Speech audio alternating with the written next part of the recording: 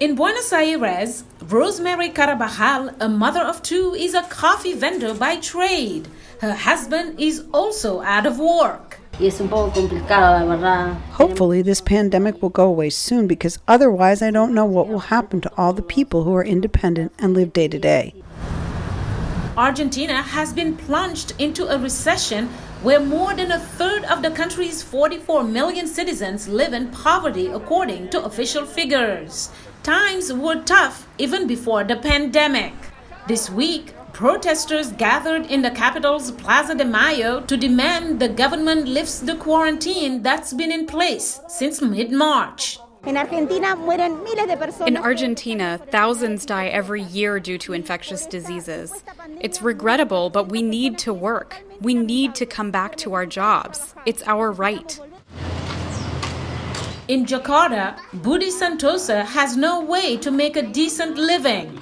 He lost his job as a cook, but also his other work as a taxi driver. I can't feed my children and wife by staying at home.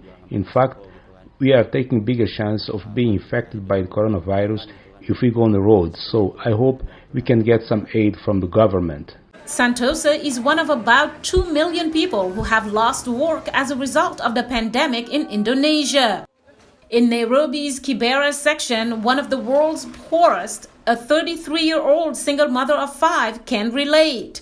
Judith Andeka, who lost her husband 2 years ago, made a living by washing clothes for less than $5 a day. That all but dried up. After the coronavirus came, life has become difficult. Even the manual labor I used to do for women has become difficult to get because jobs have been closed, and now women are at home doing the jobs for themselves. The U.S., along with wealthier countries, have not been spared. Hotel workers Sonia Bautista and William Gonzalez lost their jobs soon after the pandemic hit. They receive unemployment benefits, but it's still been a struggle. Our landlord was calling us, when are you going to pay? When are you going to pay? One of the biggest concerns besides the money to pay rent and bills is that the fact that we are not having any health insurance. 39 million Americans have applied for unemployment benefits, sharing in the pain and economic woes felt around the world. Mariama Diallo, VOA News.